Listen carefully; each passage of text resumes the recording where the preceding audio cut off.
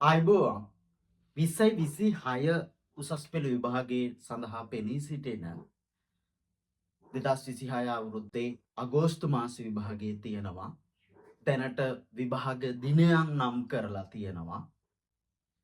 ඒ දුවා දරුවන් වෙනුවෙන් අපි මුල සිට සරලව සම්පූර්ණ විෂය නිර්දේශය ආවරණය කරන මාස 8න් තියරි රිවිෂන් කියන කොටස් දෙකම ආවරණය කරන පන්තිය පටන් ගන්නයි සූදානම් වන්නේ.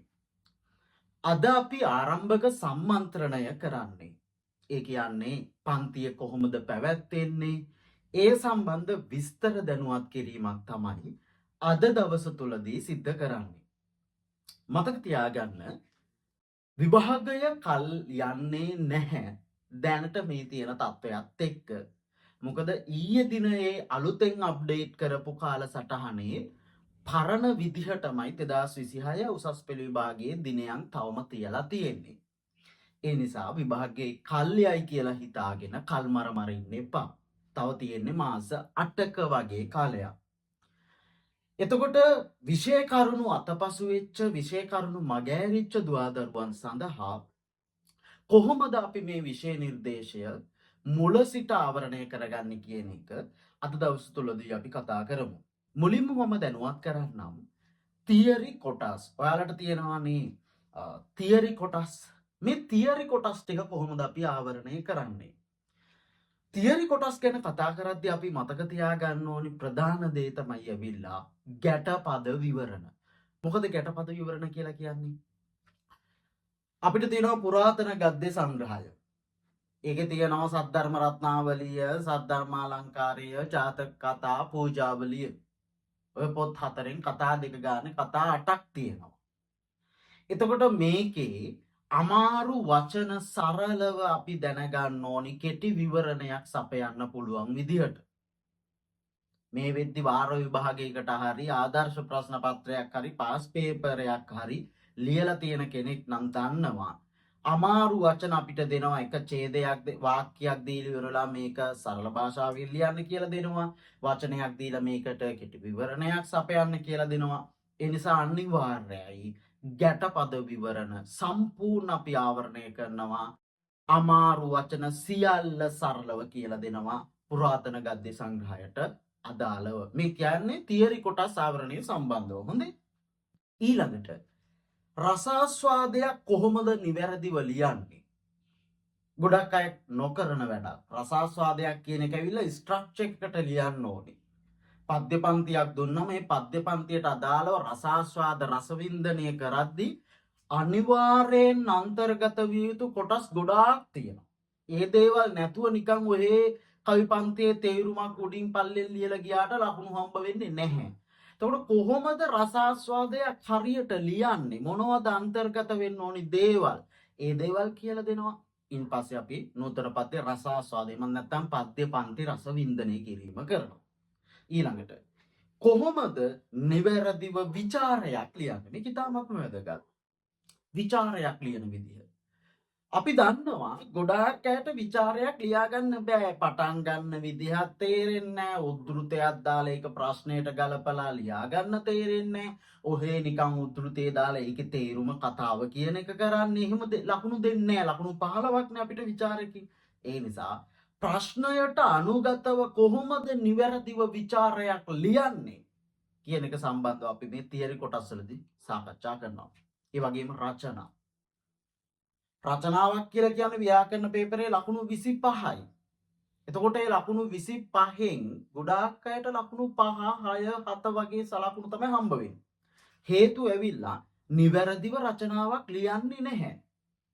ඒ නිසා ලකුණු 25න් අවම ලකුණු 20ක්වත් ගන්න පුළුවන් විදිහට තාර්කිකව විශ්ලේෂණාත්මකව රචනාවක් ලියන විදිහ කියලා දෙනවා මම මුල මැද අග සියලු කොටස් සහිතව මේ තියරි කොටස් ආවරණයේදී. ඒ වගේම තමයි අභ්‍යාසකරණය.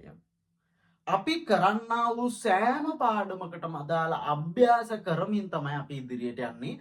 අභ්‍යාස නොකර නිකන් වැඩක් නැහැ. ගැටපද විවරණ කතා කරනවා නම් ඒකට අදාළව අභ්‍යාස කරන්න ඕනේ. රසාස්වාද කතා කරනවා නම් ඒකට අදාළ රසාස්වාද ලියන්න ඕනේ.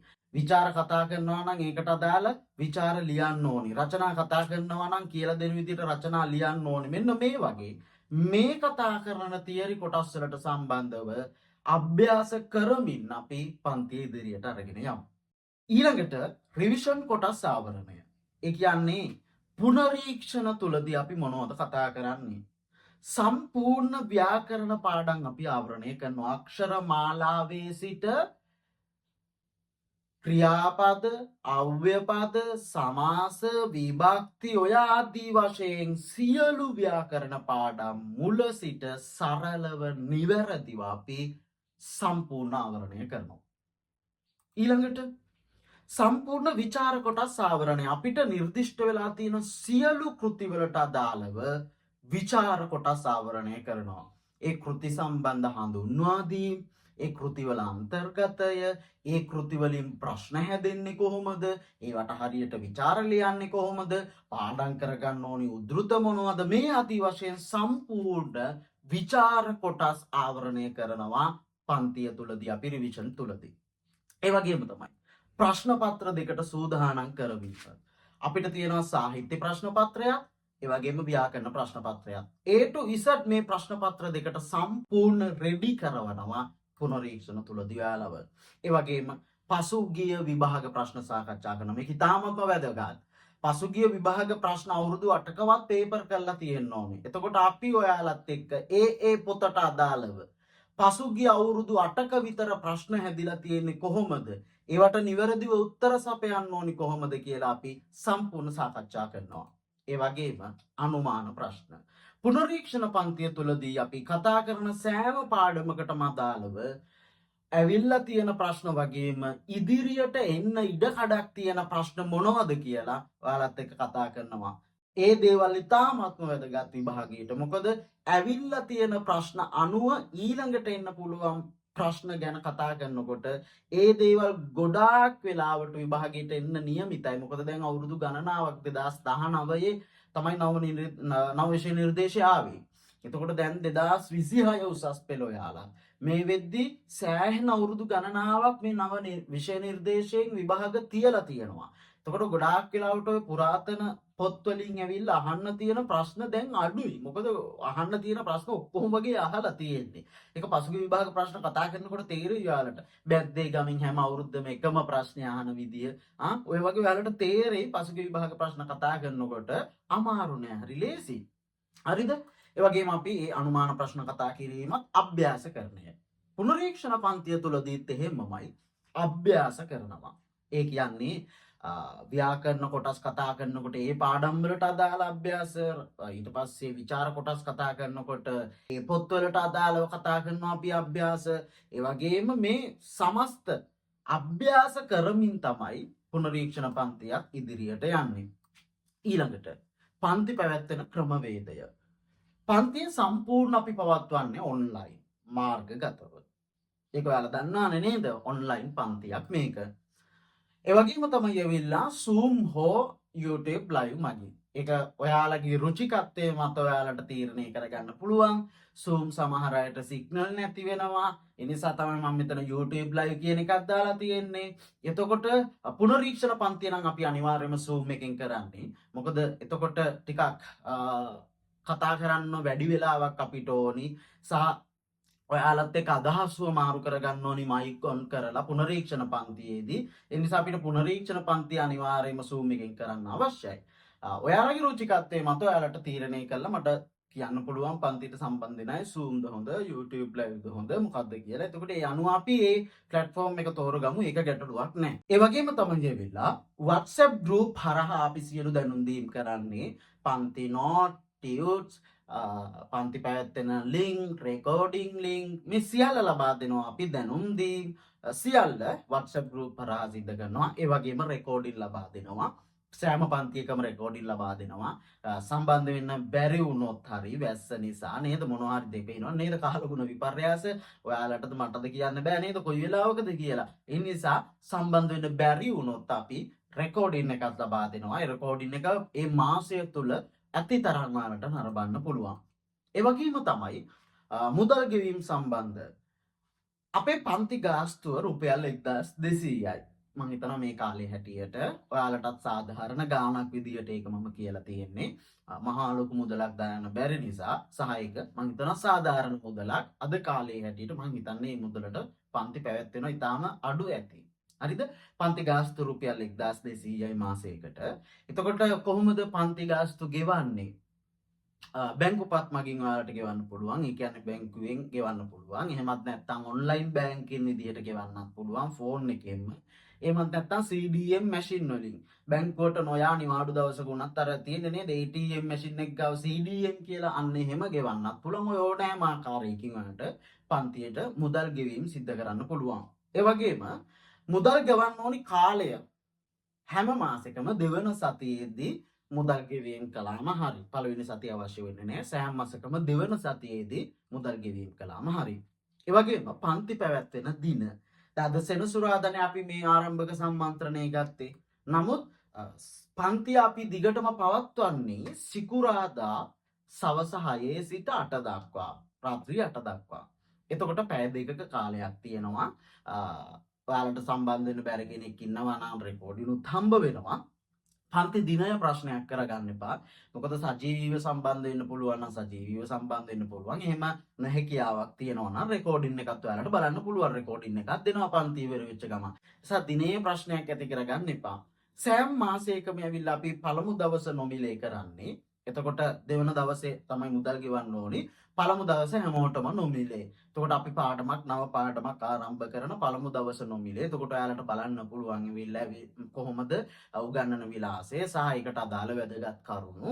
මේ දේවල් වලට රැස් කරගන්න පළමු දවස අපි නොමිලේ. ඉන්පස්සේ දෙවන දවසේ මම නැත්තම් දෙවන සතියේ මුදල් ගෙවීම කළාම හරි.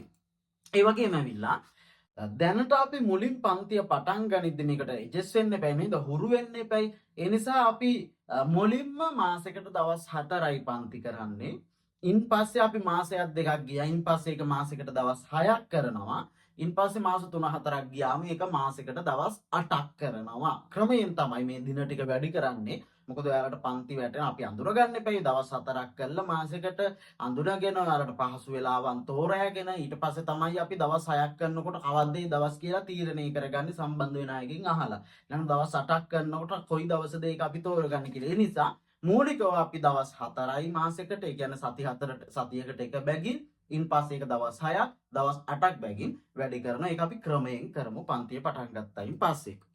ඉතින් පන්තියට සහභාගී වෙනවා නම් ඔයා සහභාගී වෙන්න ඔයාට මුල සිට මේ සියල්ල ඉගෙන ගන්න ආවරණය කරගන්න පුළුවන්. එතකොට ඔයාට පුළුවන් මගේ WhatsApp අංකයට මැසේජ් එකක් දාන්න 075යි 65යි 68යි 829 WhatsApp අංකය. ඔයාට මගේ YouTube channel එක තියෙනවා. YouTube channel එකේ ගිහිල්ලා මම උගන්වන දේවල් පැහැදිලිද කොහොමද කියලා බලන්න පුළුවන්. අපි දීපු අනුමාන, ඊට පස්සේ අපේ ළමයින්ගේ අදහස්, ගොඩාක් දේවල් YouTube channel එකේ තියෙනවා. ඊට අමතරව ඇවිල්ලා මගේ WhatsApp එකෙත් තියෙනවා. ඒ වගේම ඇවිල්ලා මගේ Facebook page එකේ ළමයින්ගේ අදහස්, අපේ ළමයි කොච්චර රිසල්ට්ස් දාලා තියෙනවද මම WhatsApp group එකටත් ඔයාලගේ දාන්නම්. ඒ වගේම කොච්චර ප්‍රමාණයක් කැම්පස් ගියාද. දැන් මේ දිනවල අලුතෙන් චපුරට පදවගෙන ඉන්නේ මම හිතන්නේ ළමයි 10ක වගේ ප්‍රමාණය 2024 බැච් එකේ චපුරට ඇවිල්ලා ඉන්නවා. ඒ කියන්නේ මේ ආර්ට් එකට.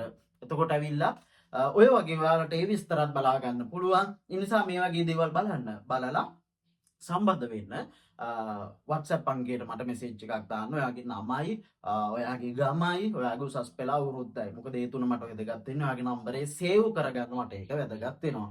ඒ වගේම තමයි ඇවිල්ලා අපි පන්තිය ආරම්භ කරනවා ලබන සතියේ සිට. මේ ආරම්භක සම්මන්ත්‍රණය කළා කොහොමද පන්තිය පැවැත්වෙන්නේ මේ විස්තර ටික දැනුවත් කරන්න තමයි මට අවශ්‍ය වුණේ ඔයාලට. එතකොට අපි පන්තිය ඉගැන්වීම් කටයුතු ලබන සතියේ සිට ආරම්භ කරනවා.